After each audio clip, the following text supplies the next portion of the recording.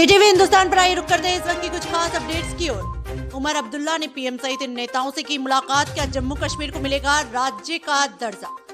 जम्मू और कश्मीर के सीएम उमर अब्दुल्ला ने गुरुवार को पीएम नरेंद्र मोदी से मुलाकात की। अब्दुल्ला ने इस बैठक में केंद्रीय सरकार को जम्मू कश्मीर के राज्य का दर्जा बहाल करने के लिए और उनके मंत्रिमंडल की ओर से पारित एक प्रस्ताव सौंपा।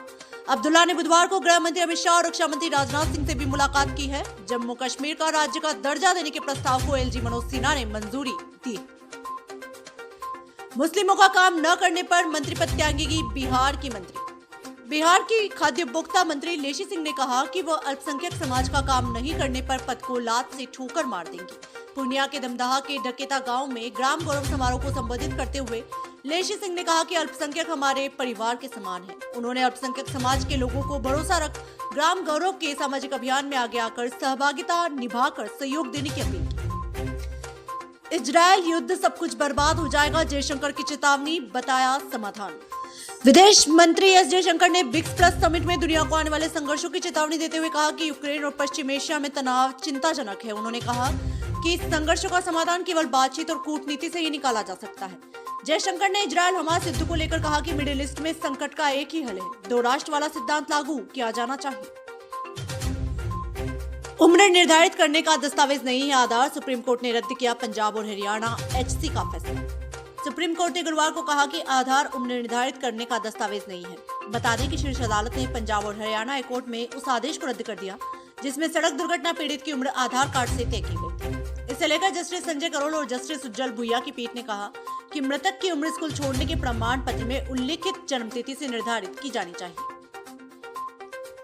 दिल्ली में वायु प्रदूषण में बढ़ोतरी की वजह से सीजेआई ने सुबह की सैर बंद कर दी। जानिए क्या कहा। दिल्ली एनसीआर में बढ़ते प्रदूषण के कारण सुप्रीम कोर्ट के मुख्य न्यायाधीश डीवाई चंद्रचूड़ ने अपने डॉक्टर की सलाह पर मॉर्निंग वॉक पर जाना बंद कर दिया है। उन्होंने कहा कि अमूमन करीब सुबह 4 बजे सैर के लिए निकलते हैं, लेकिन सांस की बीमारियों से बचने के लिए अब घर के अंदर ही रहेंगे।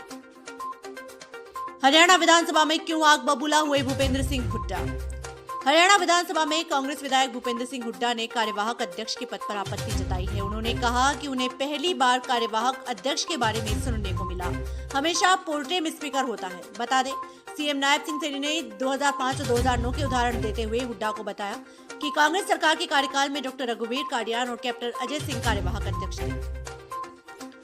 आदित्य वर्सेस अमित, ठाकरे पुत्रों में कौन ज्यादा दमदार, सियासी मायने हैं अहम। महाराष्ट्र विधानसभा चुनाव में ठाकरे परिवार के दो युवा आदित्य और अमित आमने सामने हैं। आदित्य वर्ली सीट से चुनाव लड़ रहे हैं, जबकि अमित मुंबई मध्य की माहिम सीट से।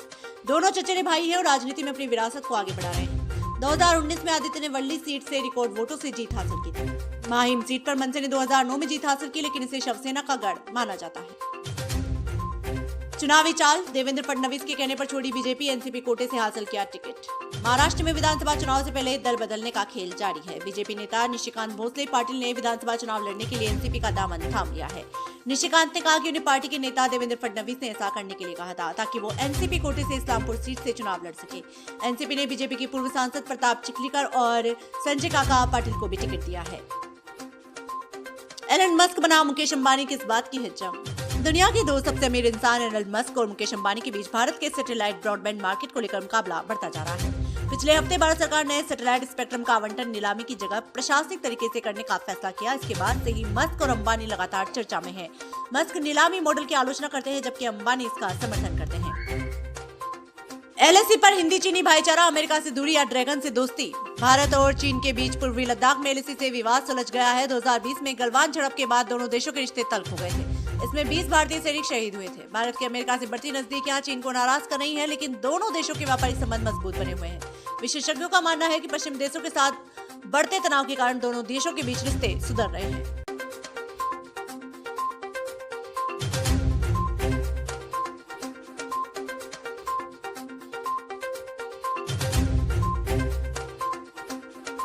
देश दुनिया की तमाम बड़ी खबरों से जुड़े रहने के लिए देखते रहिए पीटीवी हिंदुस्तान। यदि आपने अभी तक आपका अपना YouTube channel PTV Hindustan subscribe नहीं किया है तो अभी सब्सक्राइब कर लें, बेल आइकन जरूर दबा दें।